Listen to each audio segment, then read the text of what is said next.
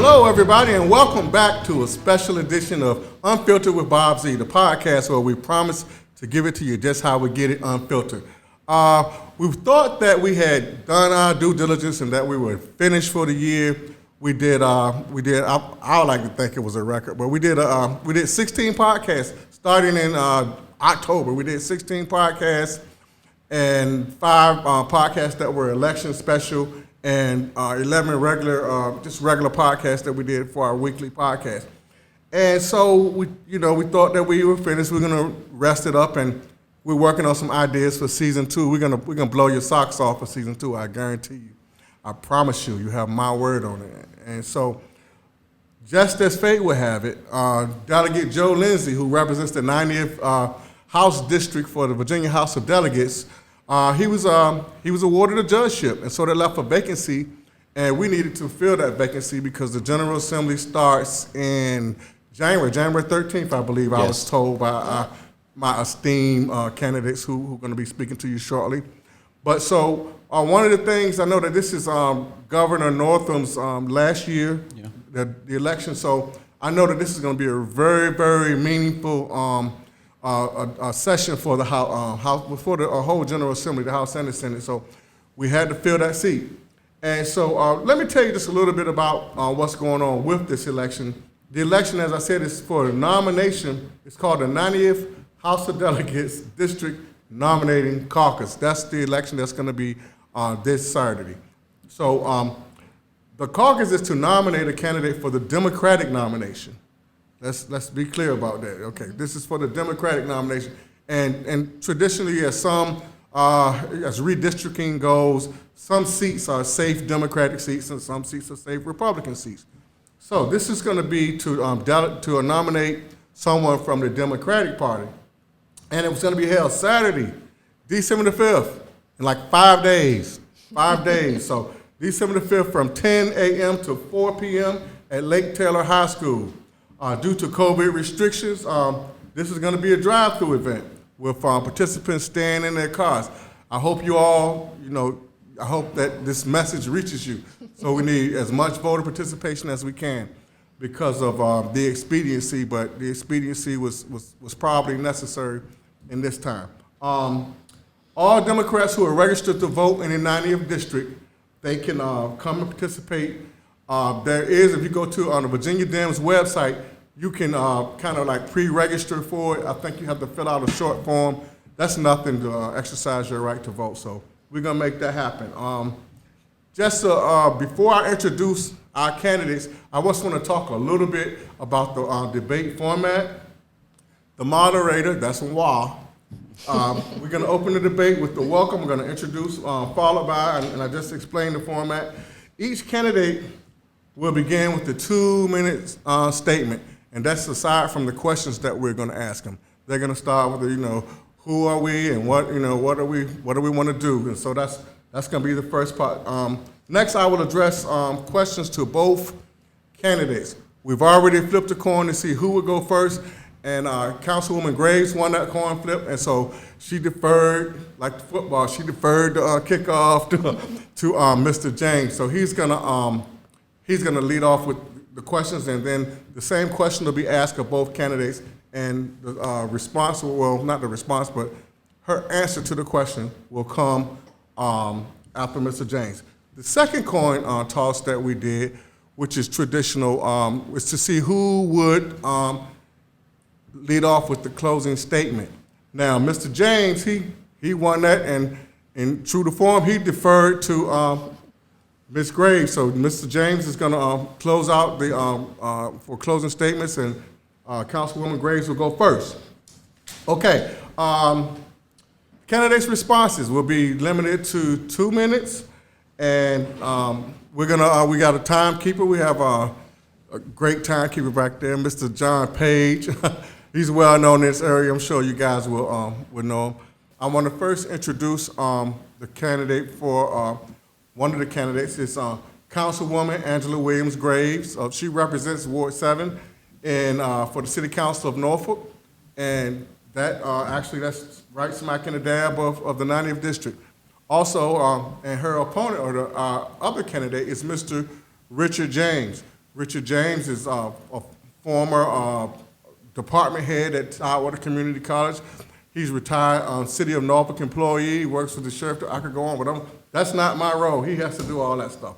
But I just, what we're going to do now, this is the disclaimer. This is my disclaimer, all right? If a candidate violates no, I'm serious. If the candidate violates this rule and attacks the candidate has already completed his or her closing statement, the moderator, that's me, may offer attack candidate the right to make a short rebuttal if time permits. So I don't foresee any issues like that. But I did have to do that disclaimer. Okay. Absolutely. Okay. All right. So everybody's prepared. So I believe it's going to be Mr. James with the opening statement. Thank you very much, and I appreciate the opportunity to come to speak before you. And I want to thank the citizens of Norfolk for listening to this conversation, which is very, very important. You know, the job of a delegate for the 90th District is a very, very serious job, and I understand that. All my life, I've been in training for this position. I graduated from Maury High School when I was 16 and joined the military at the age of 17 and shipped off to Korea. I've served my country very vigilantly, and came back home and joined the Norfolk Police Department, where I served the Norfolk Police Department and the citizens of Norfolk for 27 years. And as you know, I became department head at Tidewater Community College for the last 12 years and worked with the Sheriff Barron with programs, making sure that our inmates have the education they need to come back to our communities and do a great job. So the job of a delegate is very, very different than one of city council. First, there's 4 major positions or jobs they have to do. First, they have to shape and form public policies, laws, and processes that will become statutes to govern the state of Virginia. 2, they have to vet and elect judges to the circuit court, the general district courts, the juvenile domestic courts, and the courts of appeal and the Virginia Supreme Court. 3, they have to approve the governor's appointments to boards and commissions like college boards and commissioners and the like. And 4, they have to pass an annual budget and approve a fiscal policy for the state of Virginia. Now, I'll go into later where those monies are going to come from, but it's totally different than the city council. Virginia is a Dillon's rule state. That means in order for the city council to approve anything, they have to get permission from the General Assembly first. And so my education, I have a bachelor's degree in criminal justice, specializing in administration, and also a master's degree in public policy, makes me the best person to do this particular job. I've worked with Senator Sproul in the Senate of Virginia, and I'm the only candidate with legislative experience for this particular job. And I'm the chairman of Legal Redress for the Norfolk branch of the NAACP, where I've been fighting for the citizens of Virginia for the last 8 years with major cases, including dealing with and negotiating with the Pamunkey Indians to protect our citizens, to make sure that 90% of the jobs come from the city of Norfolk and the region, and 50% of those jobs go directly to African Americans to make sure we have a seat at the table. So it was the citizens that asked us to go and do that because they was concerned that they're going to be left out again. So again, thank you very much. I'm excited about this conversation we're going to have, and I believe that I'm the best person for this particular job as the delegate for the House of Delegates for the 90th District for the city of Norfolk. Thank you. Thank you, Mr. James. Thank you very much. And so now we're going to have an opening statement by Councilwoman Angela Graves. So thank you so much, Babsy, for having me here this evening and for hosting this conversation on the 90th District. I am Angela Williams Graves, and I am the current City Council member serving the residents of Super Ward 7 in the great city of Norfolk.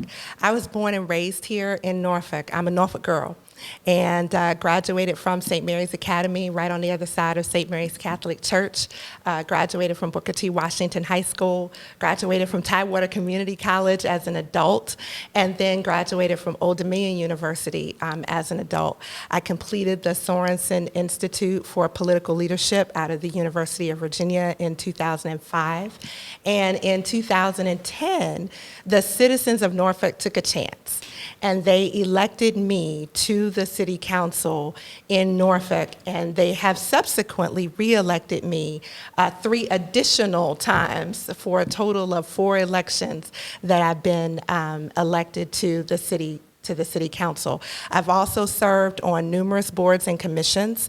I've also served as the vice mayor of the city of Norfolk, and I am honored to do the work in the city that affects the lives of so many people. That is one of the things that is so important about public service. It's not like a business where you can just make more widgets.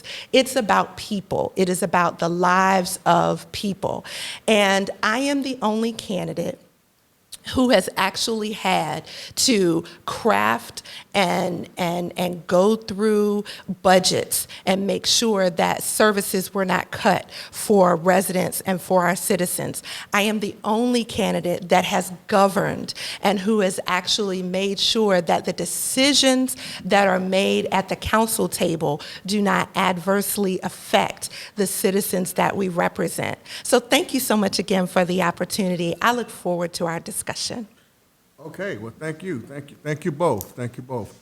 Well, we're gonna get the show on the road, as they say. We're gonna begin with our very first question for the candidates. Now, I want to preface this just a tad bit. I won't add anything to it or subtract, but one of the things that we do know is that we have to. It's one thing to show your qualifications, but what I've tried to do. And I labored over these questions because one of the things I wanted to achieve was fairness. Full disclosure, I know both candidates, love them both, and I just wanted to kind of bring them together so we can really talk about the actual issues. What really matters, the issues, no personality, and I try to do all that with these questions. So the first question, and you won the coin toss, so Mr. James will answer the question. What do you feel is the most pressing issue facing the 90th House District in the Commonwealth of Virginia? Well, thank you very much for that. And so I will answer that question by saying is that I had a great opportunity during this campaign over the last several weeks to walk and talk to members of the 90th District throughout the whole district, from the Elizabeth River all the way to the Chesapeake Bay in Ocean View. And there's 3 main things that the citizens have said to me over and over and again that affects them the most. Of course, number 1 is COVID-19. They are very, very scared and concerned about COVID-19. They're concerned that the local government is not giving them enough information on how we're gonna deal with it. And they're also concerned about whether there's gonna be a vaccine or not. And they're concerned whether they can go back to work and when they're going back to work. Number 2, they're concerned about their children's education, particularly the effect of COVID-19 on their children's education and the lack of technology to allow their children to attend school while at home using technology. Some kids have to go to the library to get access to the internet, and they're very concerned about their children's education. And then the third thing they're very concerned about is their jobs or the jobs that they have lost, and that the systems in place locally that have broken down to allow them to get their unemployment and the like. They're also concerned that the city of Norfolk even laid off people, and they're not able to get unemployment within a timely manner. And those are the things that affected them. I saw it in their eyes, and I promised them that as their delegate, the things that I can control, which is bringing good jobs to the area, making sure we administer the COVID-19 in a safe, manageable system, communicating back and forth with the public, making sure that educators have the tools they need to get their children back in school and educated, or the technology need, and making sure we get great jobs to this area. Those are the things I want to do to them. But the first thing I wanted to do as an elected official is to comfort them, to let them know that someone's on their side and we'll fight for them every single day. Okay, thank you very much, Mr. James. Okay, so the same question. What is the most pressing issue facing the 90th House District in the Commonwealth of Virginia? Well, thank you, Bob. I agree with my opponent, but I would say that out of all of the 3 things that he may have said, I believe COVID. I have heard from residents, we didn't just start dealing with COVID when this election started or when Delegate Lindsay got appointed to the bench. We started dealing with COVID when the world, when the bottom fell out of the city on March 11th and 12th. And as a member of council, I've made sure that folks have been updated with regard to things that have happened in our city, what's going to happen, how we have closures, what our cases are, all of the information that I've put out. COVID-19 is the most pressing issue, not only for the 90th House District, but for the Commonwealth in general. It affects our quality of life. It affects everything that we do, from going to work or working from home to our children's education. We have got to start we have to make sure that we have leaders who will lead by example. We have to make sure that we have leaders who are going to follow CDC guidelines, who are going to make sure that individuals know what the CDC requires. I did a town hall on COVID in the summer because there was so much misinformation out there about what is it that we need to do. COVID-19 and getting that under control is the biggest quality of life issue that is facing the citizens of the House of Delegates District 90. And so we've got to work together to get that under control so that we can talk about education, so that we can talk about the economy. Our public schools made sure that our children had devices so that they could learn during this time. None of us thought this was going to go on for 8 months. So that's the biggest issue and the most pressing issue that we have in the 90th District. Thank you very much, Councilwoman Williams-Graves. Okay, you had, Mr. James, you had alluded to some of these, your qualifications in your opening statement, but you'll get an opportunity now. You can answer it as a question. What makes you the most qualified candidate for this election? Well, I think that's an easy question because come January 13, the person that's elected got to be ready to do the job on day one. I've already explained to you the differences between a member of the General Assembly and City Council, and their jobs are totally different. I'm the only one that's actually presented before a judge as a witness before the judge and as a law enforcement officer. I'm the only one that's actually worked with the Senate of Virginia, particularly in the 5th Senate District, which is right in the 90th District, and was involved in writing legislation, in real time for the citizens of Norfolk, to protect the citizens of Norfolk. And I'm the only one that has a master's degree in public policy and actually been working 4 years with the senator, with the citizens of Norfolk. And so I believe that with my experience, and not only that, I'm the only one that has almost 40 years of public service serving the citizens of Norfolk, serving our country in the military in the 82nd Airborne Division, protecting our citizens for 27 years in the city of Norfolk.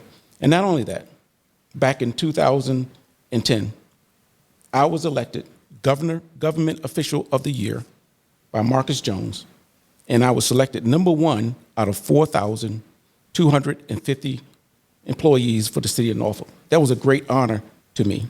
And I'm the only city employee, or one of the first city employees that once I retired was hired to come back to work in City Hall, in government, and local government, myself and Stanley Stein, because of my work ethics, being prompt and on time, making sure I'm ready for each issues, communicating with the public, and giving feedback to the management to make sure that they understand what's going on and the pulse on the ground with the citizens.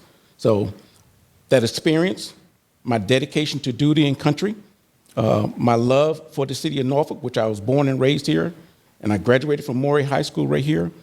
And besides that, the most important thing is my family.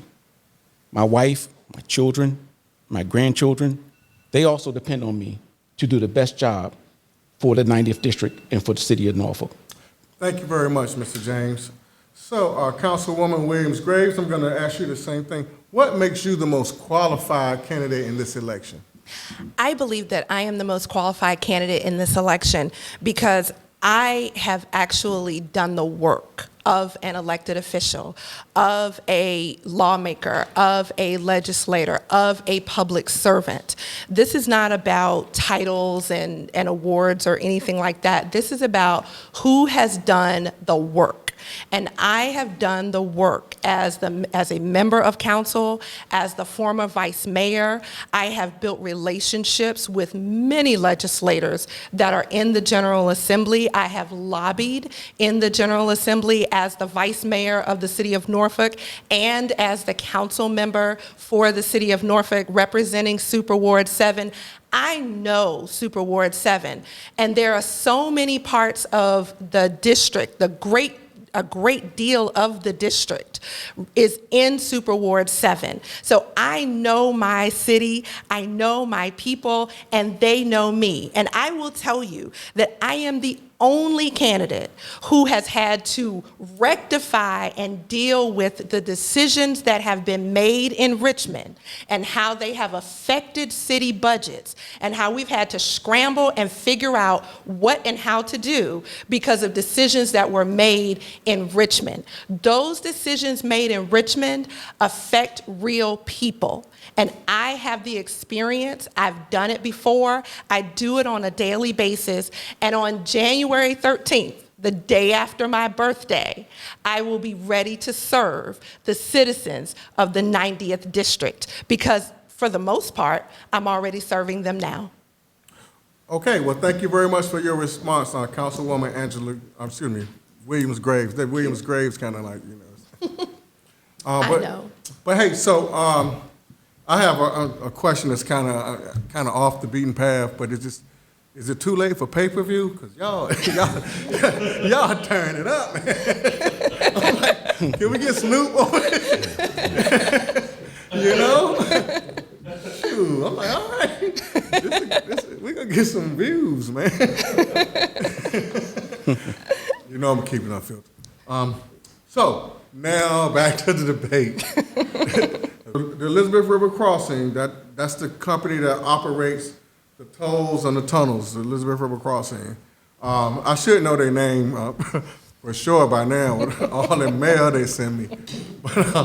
But that's neither here nor there. But it's been sold. I want to know from you, Mr. James, since it's been sold to another company, do you support the restructuring of that contract that they signed based on the impact caused to the underserved communities of coastal Virginia? Yes, I do. After talking to all the citizens throughout the 90th District over the last several weeks, and then also having a relationship with them as a law enforcement officer for 27 years, serving the entire city of Norfolk for 27 years.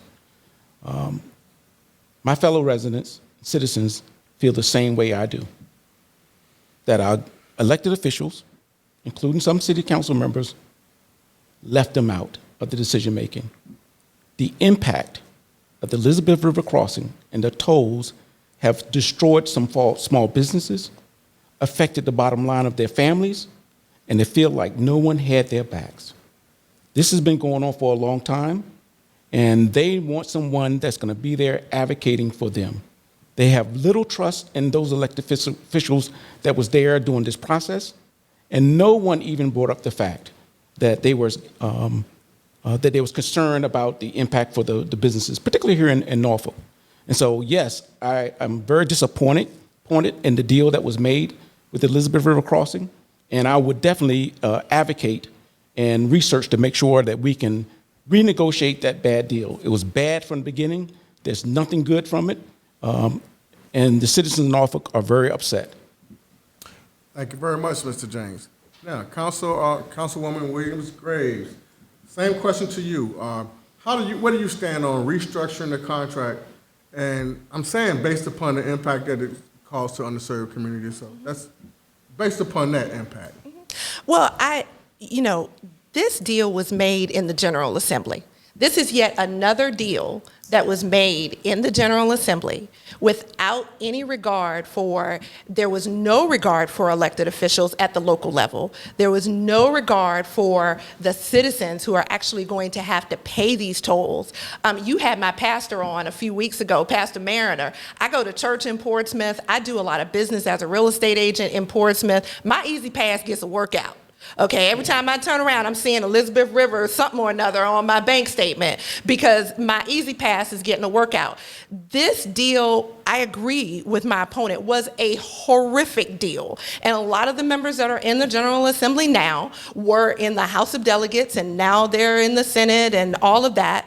And they made this deal, and we are left to have to deal with it. And so I do support the restructuring of the deal. I also support advocating for having some relief during COVID. Again, we go back to the most pressing issue of the day, and that is COVID. When people can't work, when people are working from home, when people have to find childcare, and now they've got bills that they're getting charged penalties for. So in addition to restructuring, I also am advocating for that we get some relief, some COVID-19, Elizabeth River crossing tunnel tolls relief for our residents. And that's not just for Norfolk and Virginia Beach. The thing about being in office is that everything that we do affects people. I go back to that because the people that live in Norfolk, they work in Portsmouth, they work in Virginia Beach, they work in Chesapeake, and they have this to pay. And vice versa, people that work in Portsmouth have to come to Norfolk. And so when we do something, when we construct these contracts, we affect more than just our constituents. We affect everybody. Thank you very much, Councilwoman Williams-Graves. I did just mention Snoop, so this question will go right in with it. Governor Northam, in Norfolk, what did they do? They decriminalized marijuana, right? That's what the city of Norfolk did. But Governor Northam, he has vowed, and that's he said it like a vow. I swear, he said, "I'm gonna legalize marijuana for the Commonwealth." He said it's coming. So don't think I'm looking too happy. But no, really. So, but we have, it's two sides to everything, right? So, we have a lot of people that pay some prices, Mr. James. We have some people who have been incarcerated, and other people who they might not have been incarcerated, but they have a legal, stain on their arrest record, and maybe they. So, what do you think about the? What should happen with those who have either been convicted or they have, some people actually are still in prison for marijuana right now today.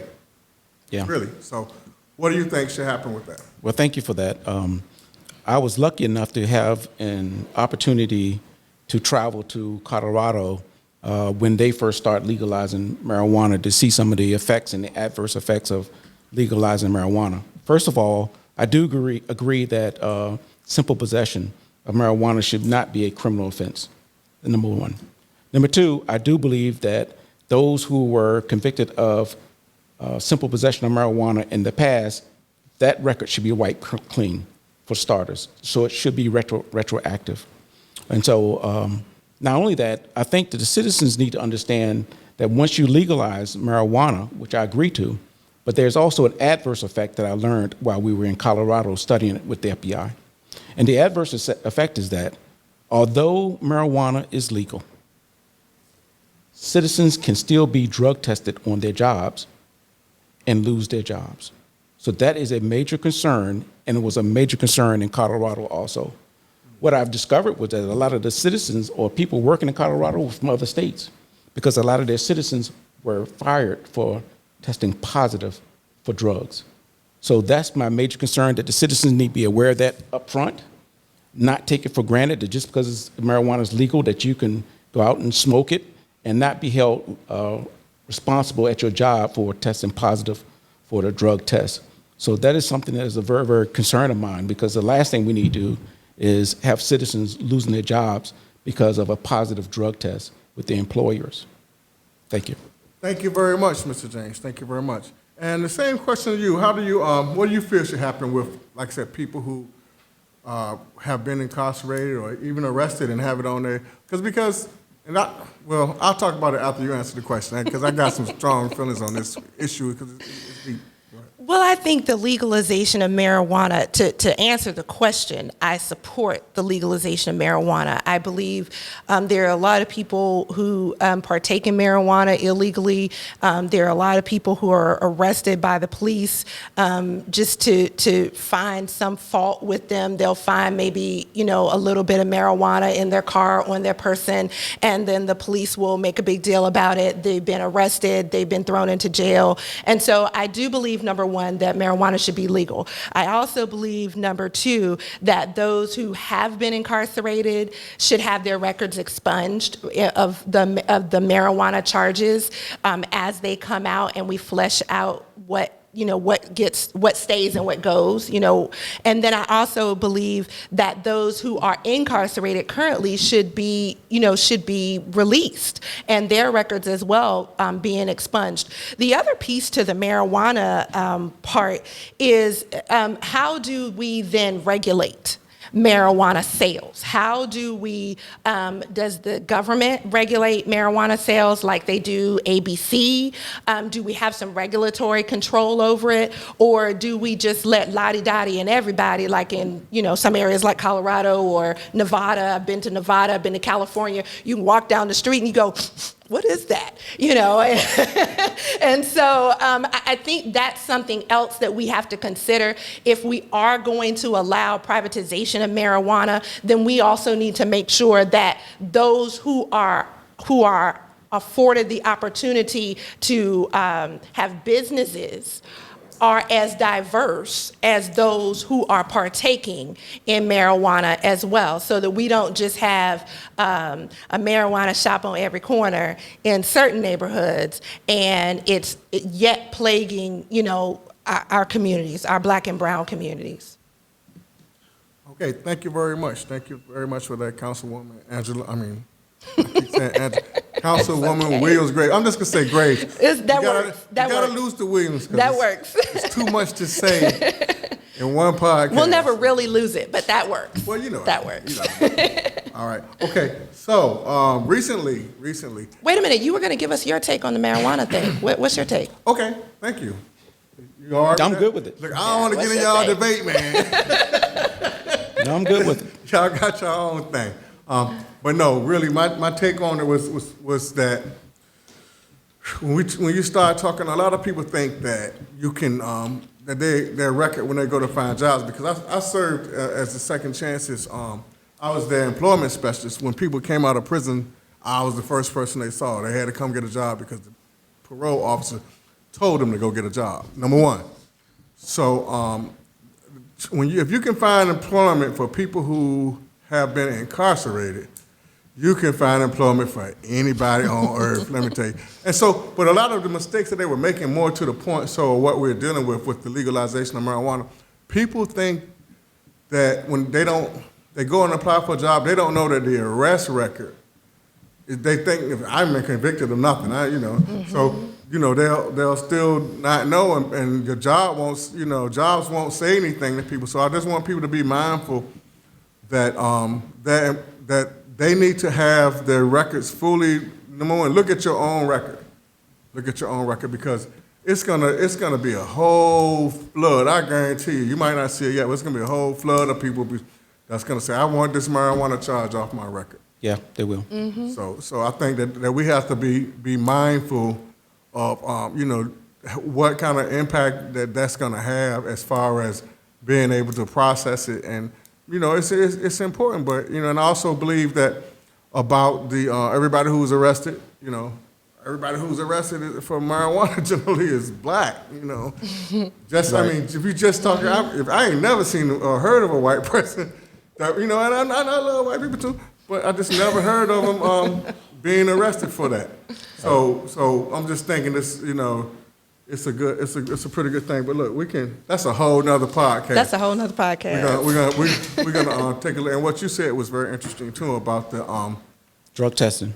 Oh my God. So that's got to be consistent, because I don't know if you guys. Thank you. You put the time on me.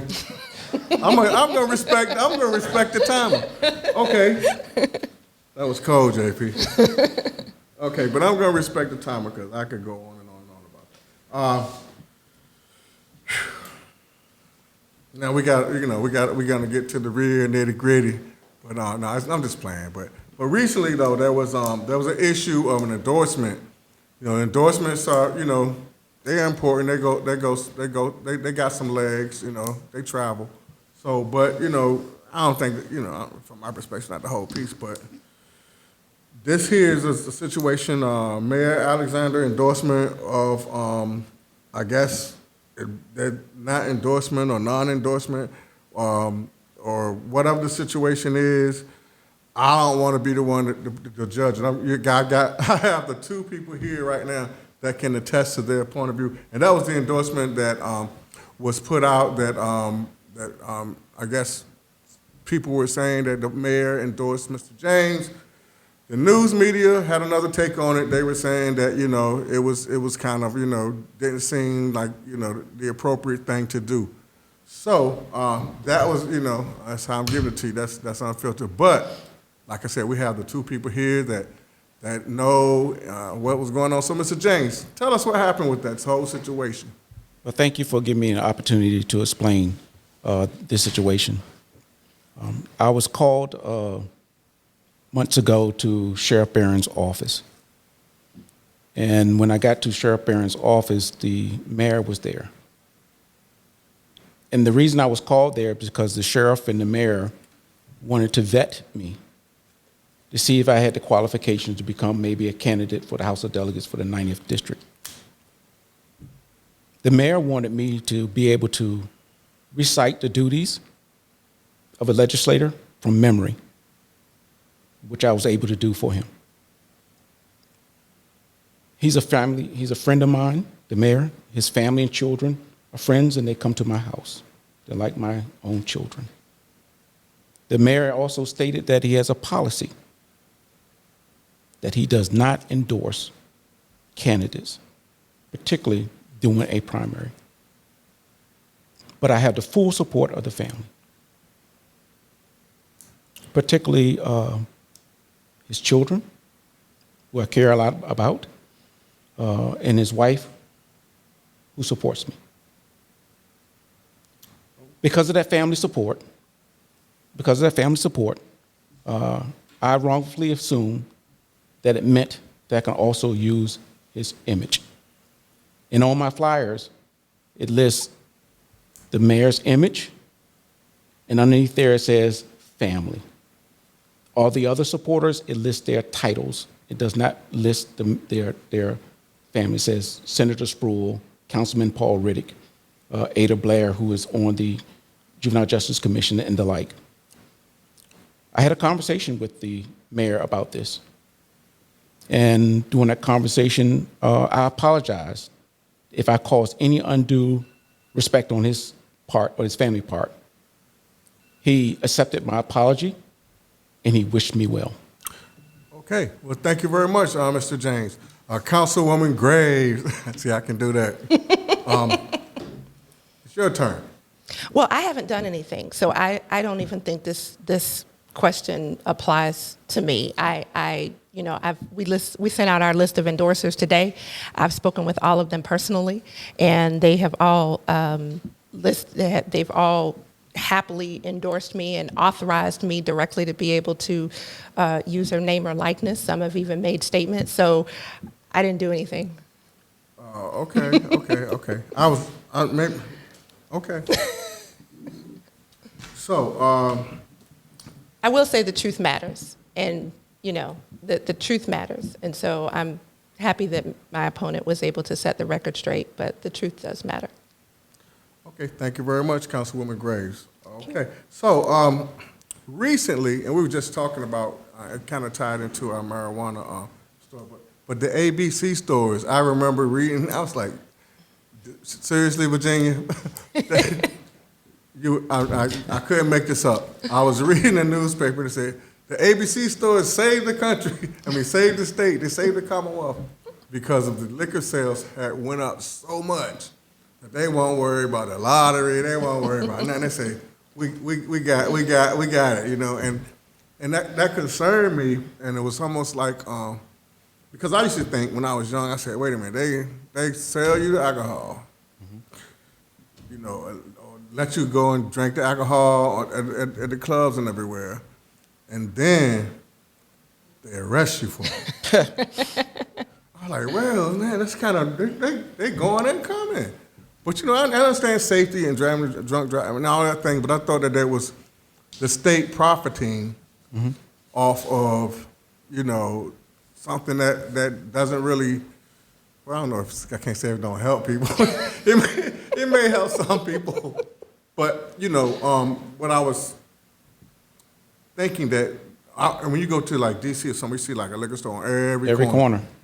Not in Georgetown, but, in Southeast and all, so when you start talking privatization, that's the other side of that coin. Absolutely. So, but I wanted to hear what you think about privatization of the alcohol.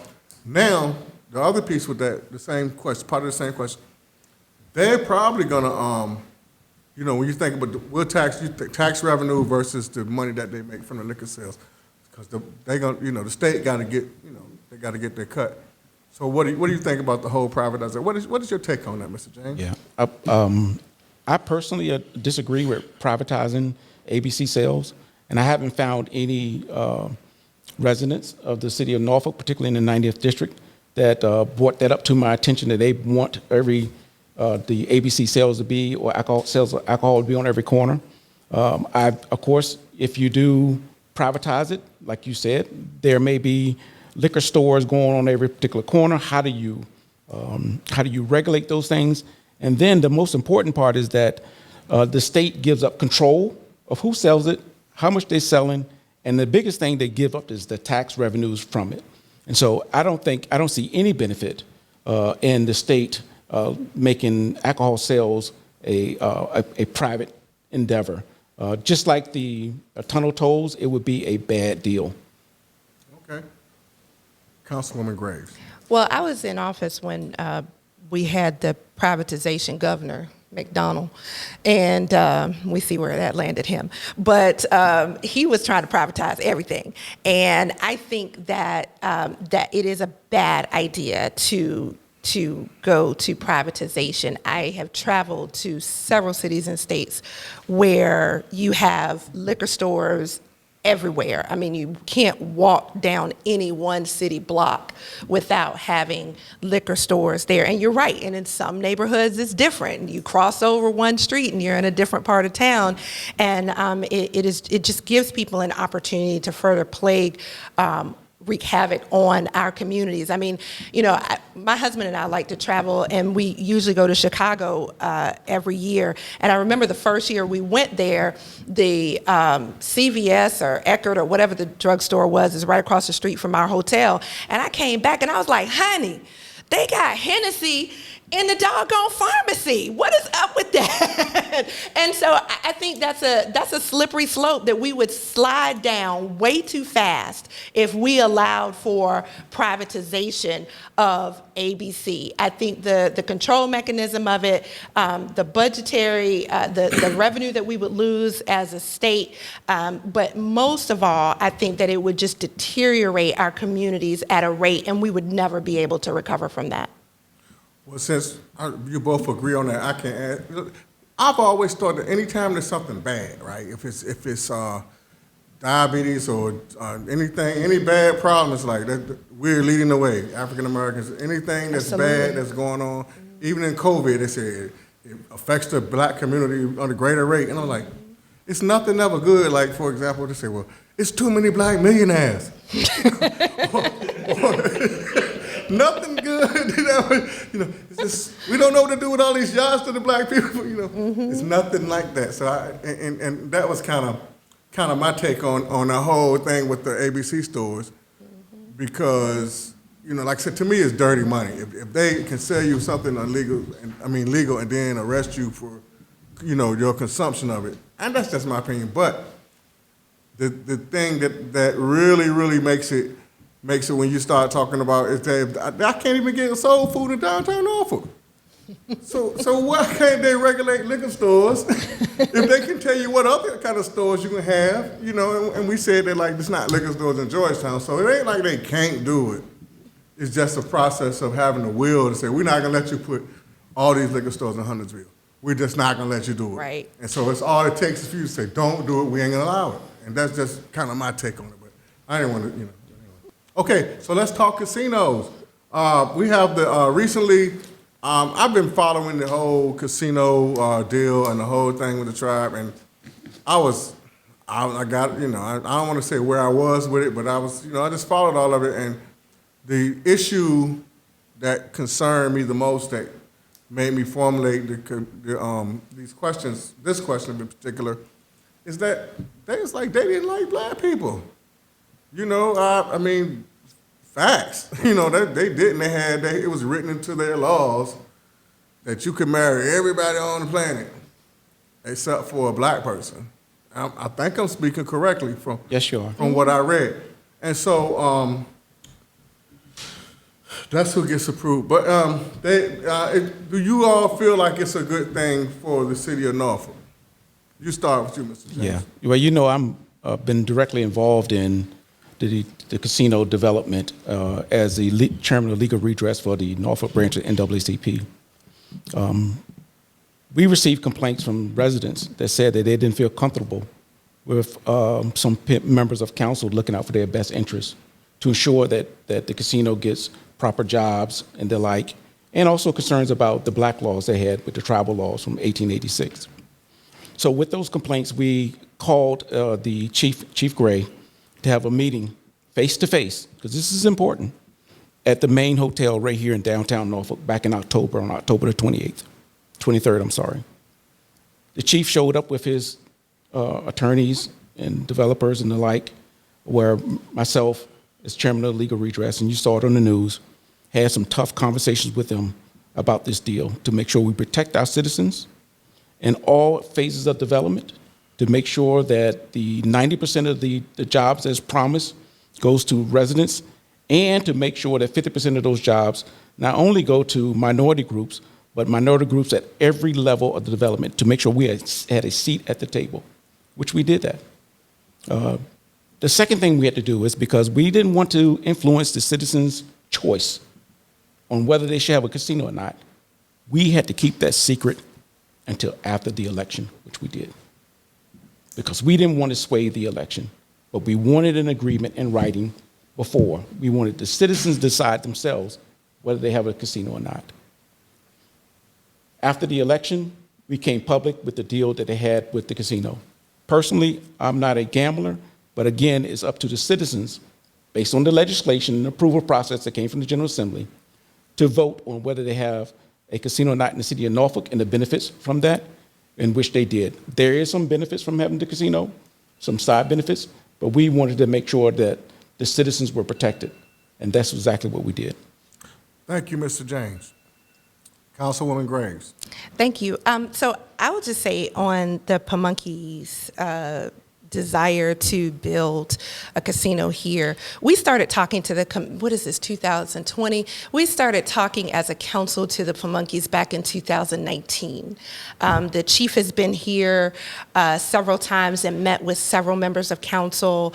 The mayor has visited several of the other casinos, if I'm not mistaken, to look at the quality of what the product is that they are proposing to bring here. And in every conversation from day one in 2019, we have had assurances, and we have been working to craft language through the city attorney's office, who's the only office that can bind the Pamunky's to anything that happens in the city of Norfolk, with anything regarding jobs, opportunities.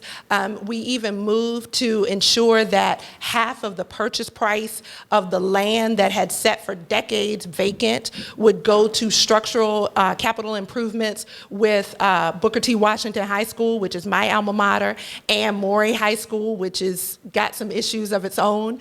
And so we've been working as a council to ensure that this project is a good project for the citizens of Norfolk. There were people who will agree with gambling. There are people who don't agree with gambling. We took a vote as a council. It ended up as a referendum on the ballot, and the citizens of Norfolk overwhelmingly resoundingly supported the vote of the council. Are there details to be worked out? Absolutely, because that's where the devil is. But that's why we have an incredible city attorney. That's why we meet with the chief and the staff and the representatives, rather, from the Pamunkey tribe. I've actually been with them as they've done some things throughout the community during COVID to ensure that they're a part of the community and that they're supporting the community and that they're not taking away from the community. Thank you very much, Councilwoman Graves. Thank you. Okay, our next question is dealing with food insecurity, and I never thought, I remember when watching the fall of the Soviet Union, I'm giving away my age, but I was actually watching that, and I knew that once they had those bread lines, it was a wrap. You know, when people start competing, you know, for scarcity on a level of like food scarcity, you know, it's pretty much. And then they had, I think it's some stadium in Texas, they had cars, no, was it Los Angeles? I think it was LA. They had cars wrapped all the way around, like 5 times around the stadium to get food. I mean, I guess, you know, we can get caught up in our day-to-day and, like, you know, not think that, man, people had to, like, sit in their cars for hours just to get food. And so, and I know the 90th District. I grew up in the 90th District from a little teeny boy. I don't know if it was 90 or 89 then, but I grew up in Huntersville. And I know the 90th District very well as far as, you know, every nook and cranny and alley or whatever. But my concern is that food insecurity, and then it's an entire South Side. It doesn't have a grocery store, and I lived in Ghent, and I know it's 5 grocery stores around Ghent. Absolutely. You know, so I guess my question is, what is the plan? I don't, you know, I cannot understand why it's not a grocery store in the whole Berkeley, Compostela area. I can't fathom that, and so you know, I would be remiss if I didn't include that, because that's bothering me. And not only that, even over here where they have the new St. Paul's quadrant, they talking about building you know, can we get a grocery store before you start thinking of, you know, that grandiose, you know, or a Walmart market or something. But anyway, so I guess you can tell I got an issue with just food insecurity, because I'm watching it on a macro scale, you know, not on a micro. You know, I'm looking at it. It's big, you know, because what's affecting people today with cars and food insecurity, we could be wrapped around scope. Mm-hmm. So don't never think it can't happen to me. So I'm sorry. Did my bell go off yet? Anyway, Mr. James, what are your thoughts on that whole situation over the South Side? Well, I agree with you 100%. And I'm also excited to hear Ms. Angela Graves' response to it, because all the locations you're talking about is right in her district. And people are saying that she didn't do anything. And so I'm very concerned about it, but we have to make sure we're clear. For the job we're fighting for right now, as a member of the House of Delegates for the 90th District, the things that we can do to help with those food deserts are to make sure that our children are educated properly and support our school systems. We can make sure that our community colleges have workforce development, and we can make sure our Norfolk State University and other colleges have those jobs in electronics, or trained in electronics and technology, to make sure we bring in more businesses to the state of Virginia, to where we can provide more jobs and areas where we can assist the city council in making sure we have those local things that the citizens need. Those are the things that we can do as a member of the House of Delegates. We can also assist with creating some certain statutes and legislation that the city council can use to assist them. But the main person or persons who are responsible for those services to the community on the grassroots levels is city council. And city council has let those people, the most needy people, down, and haven't came up with a plan for them in years. Take an example, Berkeley. Berkeley has been without a grocery store for a long, long time, and they feel like they've been left out and no one cares. That's a local city council issue, and I'm excited to hear Ms. Graves' response to what she's going to do about it. because our intention is to make sure she stays on city council. Well, Mrs. Graves, enlighten us. Well, what I will say is this. We have communicated with our citizens in the city of Norfolk about what is happening on the business end of grocery stores. Grocery is retail. And retail was on life support prior to COVID, and now it's like knocking on death's door right now. And so I have been working with our Economic Development Office for months now to reach out to grocers, large and small, to be able to get them to come to our food deserts and over on the south side. And I'm glad that Mr. James wants to know what we're doing, because we're about ready to announce a grocer for one of those locations. It has been very difficult to bring a grocer to the city in the two locations that you're mentioning, and make sure that we have somebody, number one, who's quality, somebody who's going to hire from the community, and somebody who's not just going to take the money and run in terms of incentives. What I believe that I could do as a member of the General Assembly is to advocate for incentives to grocers to come to food deserts, not just food deserts in Norfolk, but in Virginia Beach and in Portsmouth and all parts of the Commonwealth, that will give them an opportunity, because they're looking at this as a dollars and cents. We understand that people have to eat. That is a basic need, and I understand that. However, for business owners, they look at it as dollars and cents. So as a member of the General Assembly, I want to work to make sure that we have incentives for those businesses to come to food deserts so that they can provide the much needed resource of food. We're talking about food here. Okay, we're talking about food, and there is nothing that the city council can do to keep a business from closing its doors. But what we can do is incent them to come and to stay. Thank you very much, Councilwoman Graves. You're welcome. I'm just going to add 15 seconds. Look,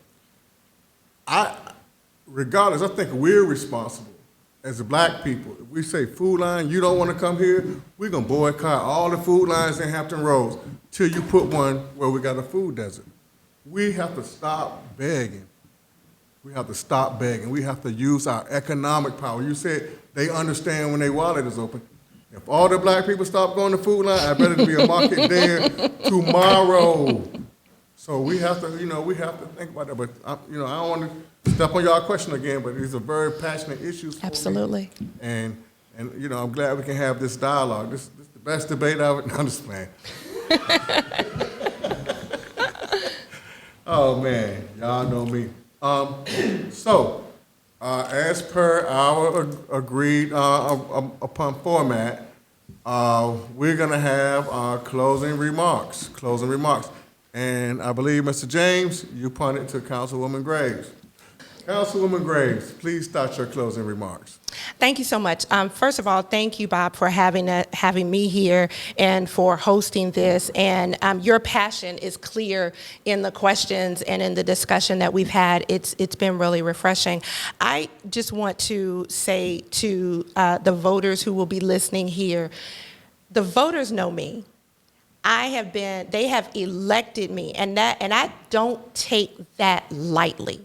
They have elected me 4 times over the past 10 years to represent them on city council. And they did that for a reason. They did that because I'm proven. They did that because I'm trusted. And they did that because I provide compassionate leadership. We may not always agree.